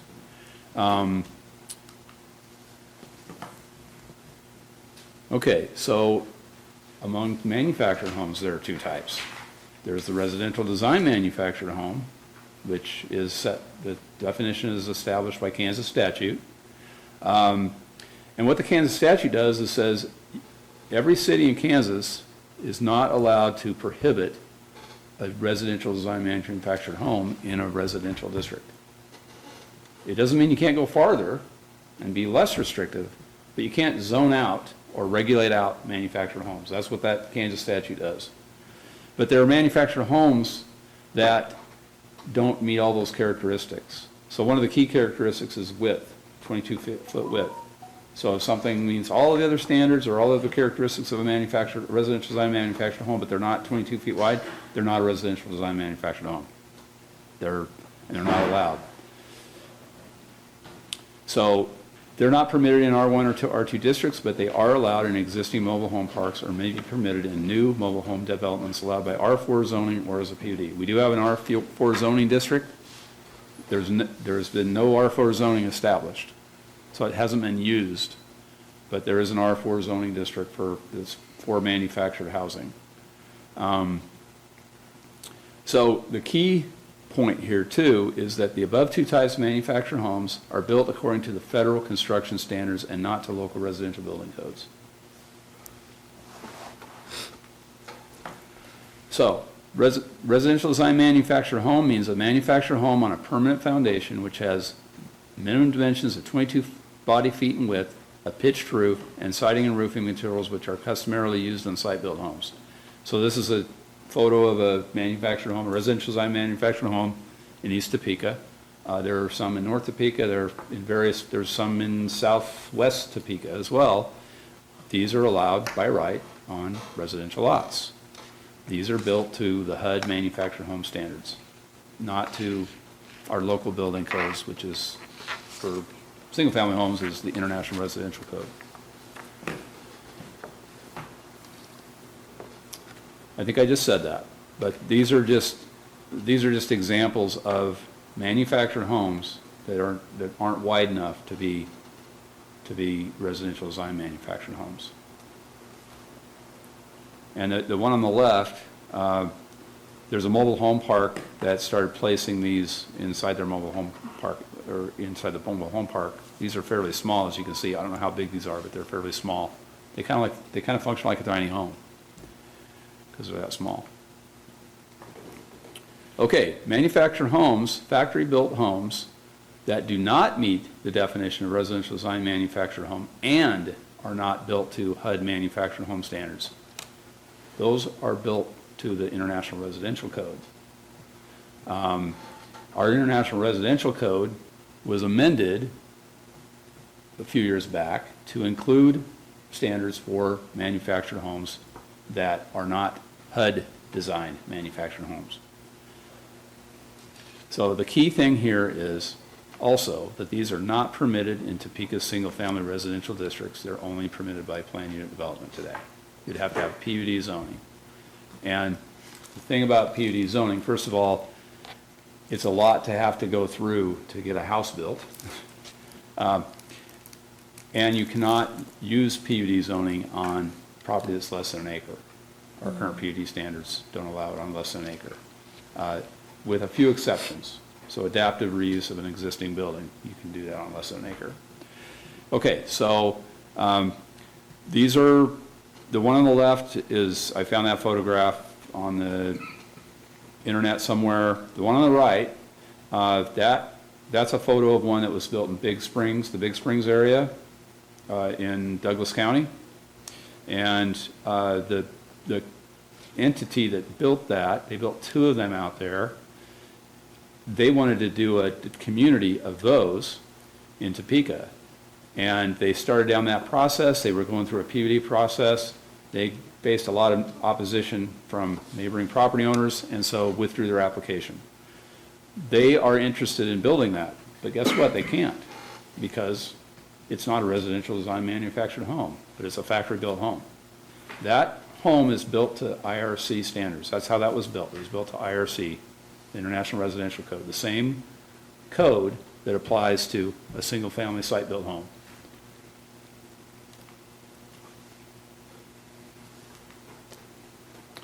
So this is a very blurry image here, and I actually got this from someone who's interested in doing this on a residential property in Topeka, and the current code does not allow them to do that. This is a manufactured home that's built to International Residential Code, but because it's less than 22 feet wide, you can't do it. It's a kind of a nice looking home on the right there. It might fit really well on a small lot in central Topeka, like a lot that's 25 feet wide, for example, or 37 and a half feet wide. So just a general statement. So now we're getting into the tiny houses. So tiny houses are just a small version of either a site-built house or a factory-built home. There's nothing special about them. That's just what they are. They're just small. So the City of Topeka zoning and building codes do not prohibit the construction or installation of tiny homes on lands zoned for residential use. But there are standards affecting what types of tiny homes are allowed, where they may be located in the manner of their construction. So, I'm going to repeat myself. If you are building a site-built home, not a factory-built home, you can do this under current standards. You're not prohibited from doing it under our current zoning code. Okay, tiny houses. So let's just kind of get on the same page on what they are. The IRC defines them as a dwelling unit 400 square feet or less in floor area, excluding lofts, intended as a single dwelling. As understood by the public, if you just start searching online at tiny homes, I'd say they're as large as 600 square feet. Topeka zoning code does not define tiny house or tiny home. So this tiny home, this is built in Lawrence, and this is actually built, it's one of 4 on the same parcel in Lawrence, and it wasn't built by a for-profit developer. This is used as transitional housing. This was built at the Peasley Tech Center in Lawrence, and this is 390 square feet. And we did a tour of this, and I went inside of it. It's small, but it's a livable home. But because this is factory built, it cannot be placed on a single lot in Topeka. It could be done as part of a PUD, for example, but not on a single lot. So, doing a little bit of research, other cities have started to tackle this. And the term that is kind of used that seems to make sense, it kind of modular, to me, a residential design manufactured home is 2 modules, right? It's a double wide. But this is a definition that some cities are starting to use. A modular home means a dwelling constructed in accordance with the standards set forth in the city's building code applicable to site-built homes and composed of components substantially assembled in a manufacturing plant and transported to the building site for final assembly on a permanent foundation. So that's a pretty good start. If the Planning Commission wanted to recommend a change to the code to allow this type of home, a factory-built home on a lot, that's probably a pretty good definition to go on. So key questions for the Planning Commission with manufactured homes and tiny homes. Should there be a path to allowing manufactured modular homes not meeting the definition of residential design manufactured home on lots in R&M districts? That wouldn't be that hard to do if you were just going to allow them by right. You could just modify the definition a little bit to make it less restrictive. You could say it doesn't have to have a minimum width of 22 feet. You could establish a minimum width, or you wouldn't have to establish a minimum width. What are the issues of concern regarding individual manufactured modular homes on residential lots? So that's something for you to think about, and let us know what you think, what your concerns are.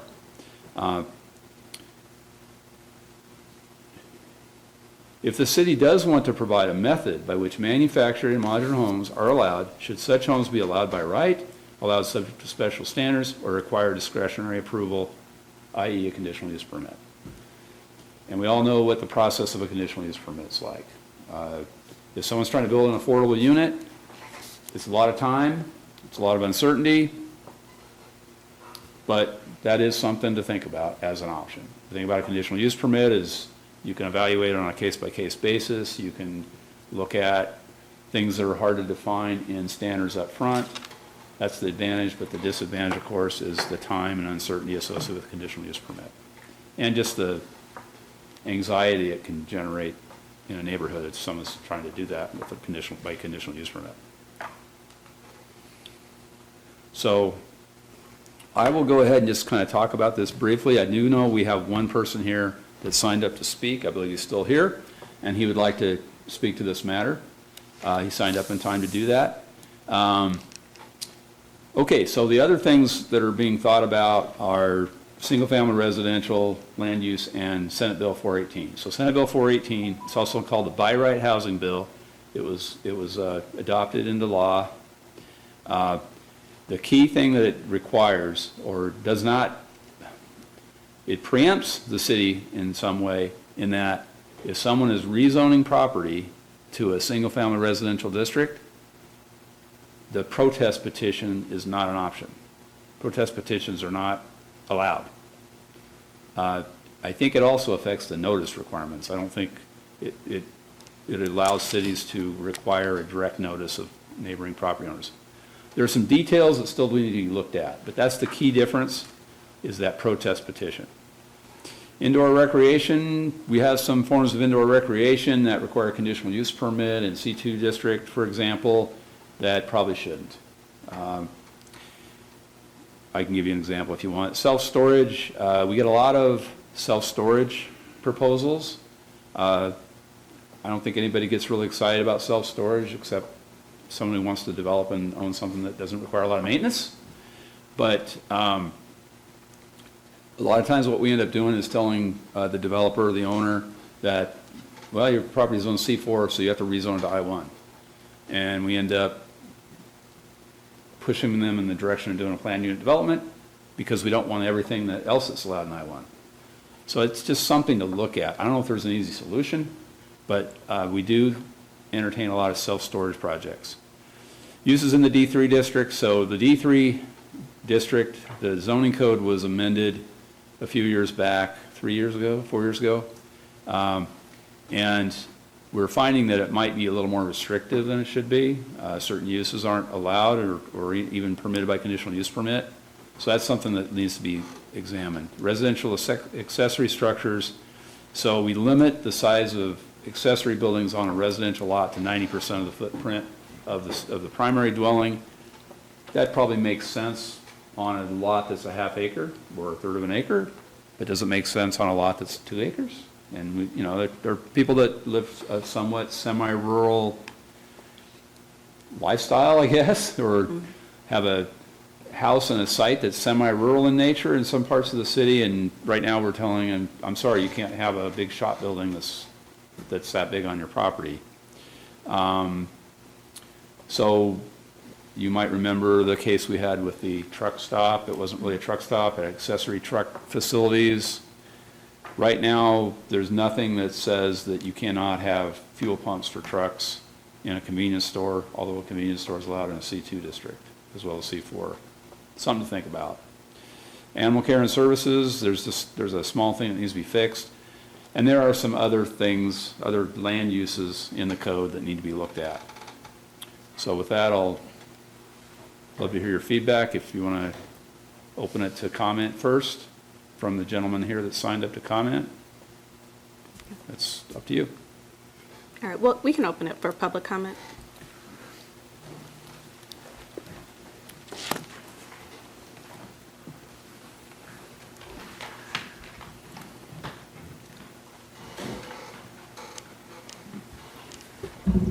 Good evening, Chair and Commissioners.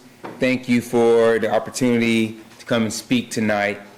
I'd like to spend a few minutes talking about an important shift that's taking place on a federal level and why I believe it should influence how we think about housing development here in Topeka.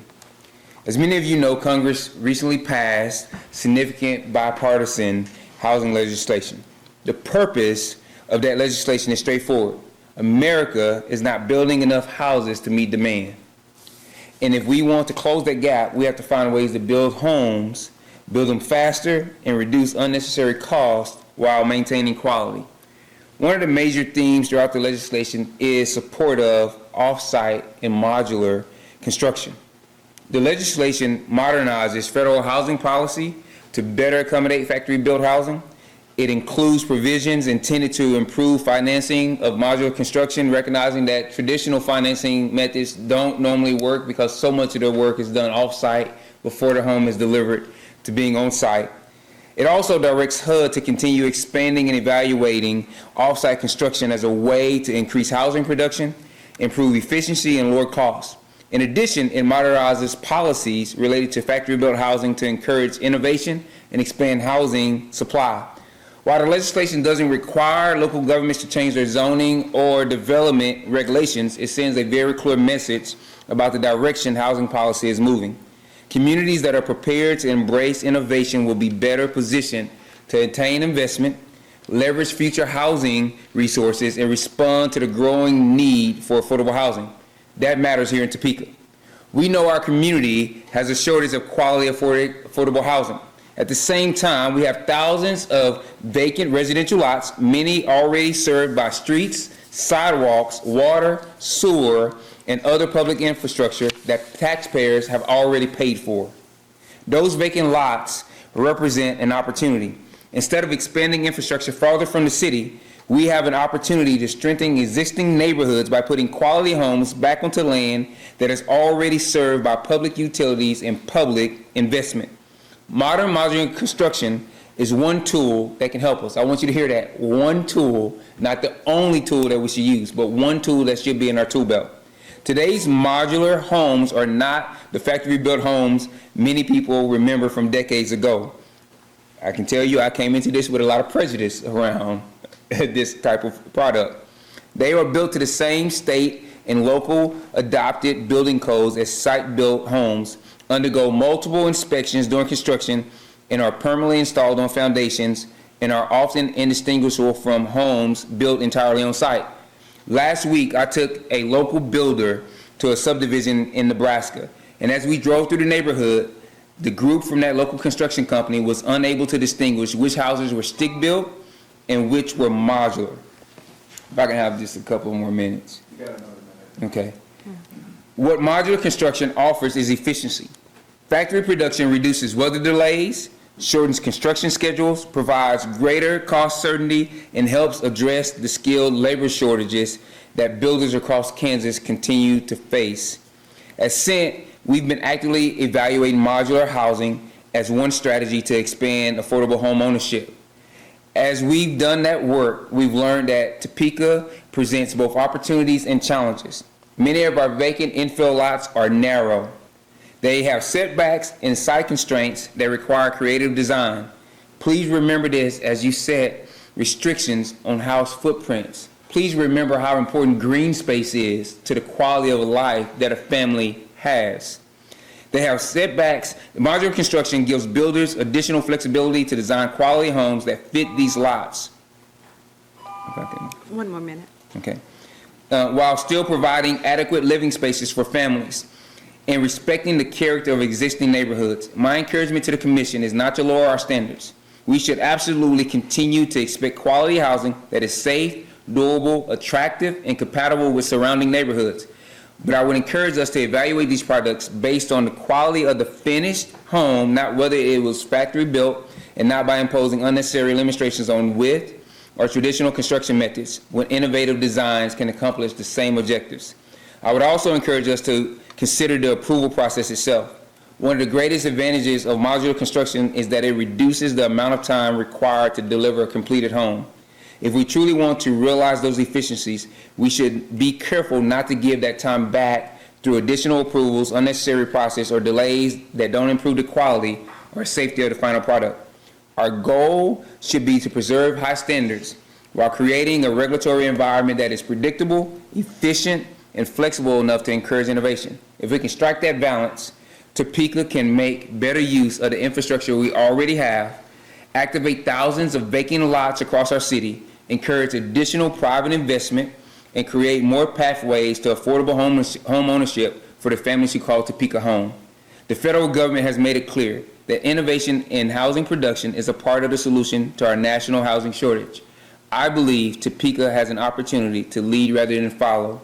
Thank you for your time and for your service to our community. Thank you. Any comments or questions? All right, thank you so much. Thank you. And we'll close the public hearing and then open it up for comment from commissioners, or do you have anything else, Mike? Nothing else. Okay. All right. Any discussion among commissioners? Quick one. Yeah, Commissioner Hannah? I think this is a good idea, but there is going to be tough to define this being well done and somebody going to a big box store and buying a shed and finishing it out and plumbing it. So I don't know how you narrow that down to get what is appropriate. Yeah, I was wondering about the Amazon house. The house on borders off of Amazon? So they would have to meet international residential code, the city's adopted code. I don't know how that affects aesthetics. My own opinion is something that's built IRC, that it's gonna have that kind of, I don't know, durable look to it that if it was just like a shed they buy at Home Depot. Can you modify a shed at Home Depot to meet IRC? It'd probably be pretty hard to do that. What are some things that staff does already? So I know if someone says, hey, I bought a lot, 123 Main Street, and I want to build a house, are there things existing that you do when you're evaluating that project to make sure that it fits in with the character of the neighborhood? Very limited in what we can do there.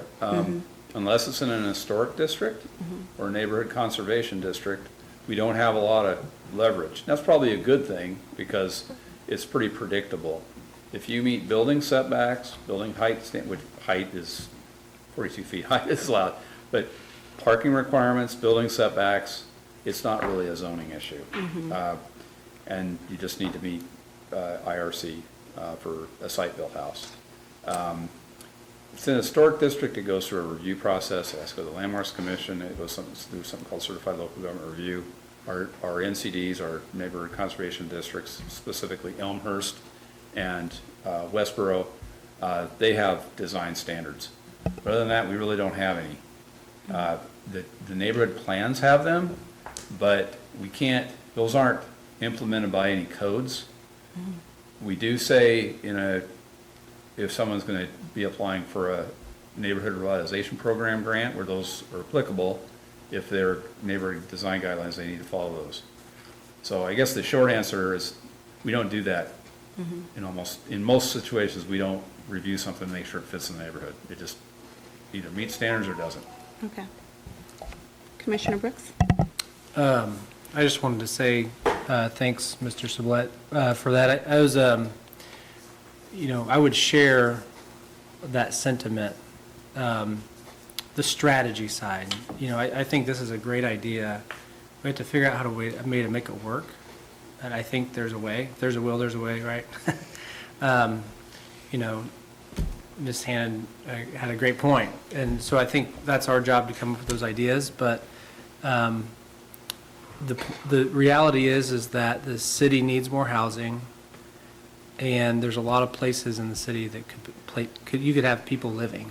And I think it's our responsibility to help figure that out.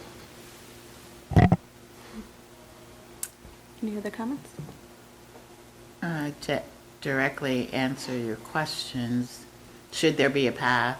Yes, there should be a path.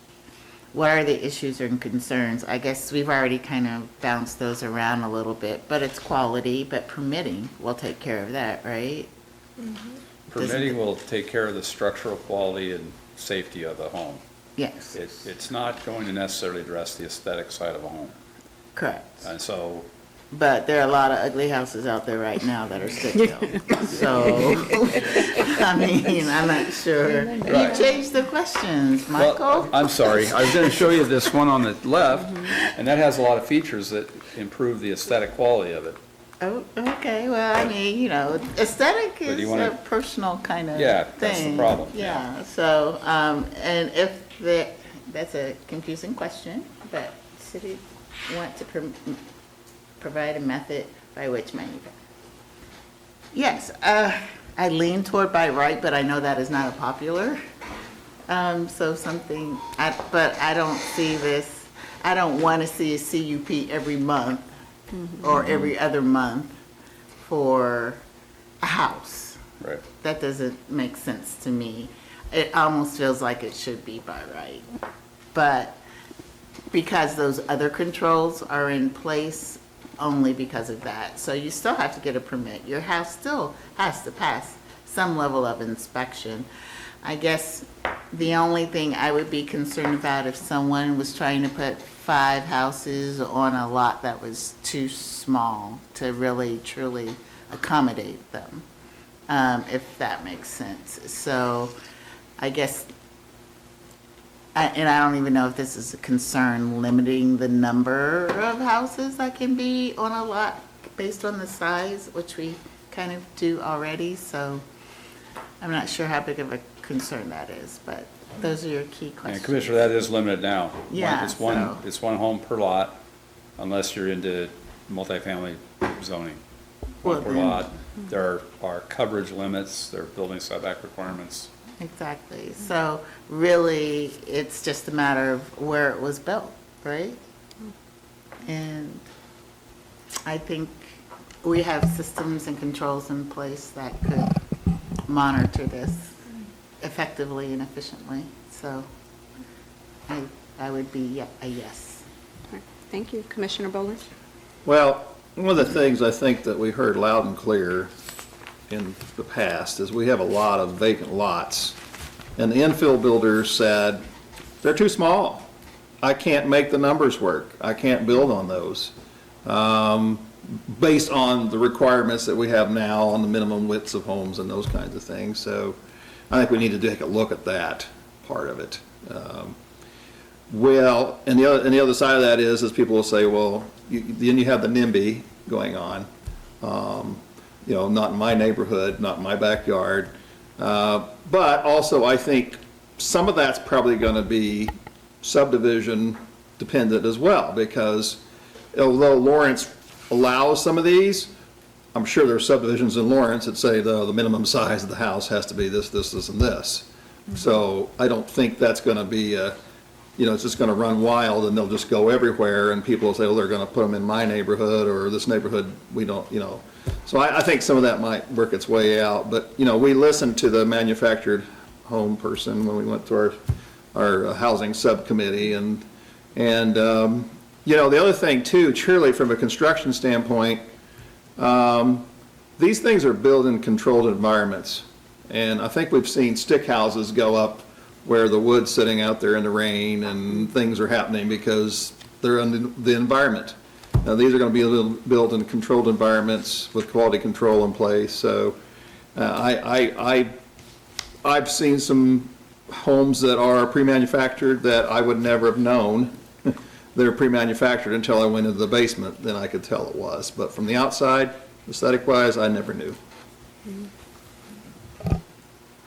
And I would say from my viewpoint, I definitely, I lean towards wanting to have more innovation in the city of Topeka, because I think we're in a very important time, as far as Topeka's growth as a city. And so I think being a little bit more open to different types of housing is very important for that. So I do think, trying to minimize hurdles for people to create housing, I think is very important, while balancing the concern of making sure that, something fits the character of the neighborhood.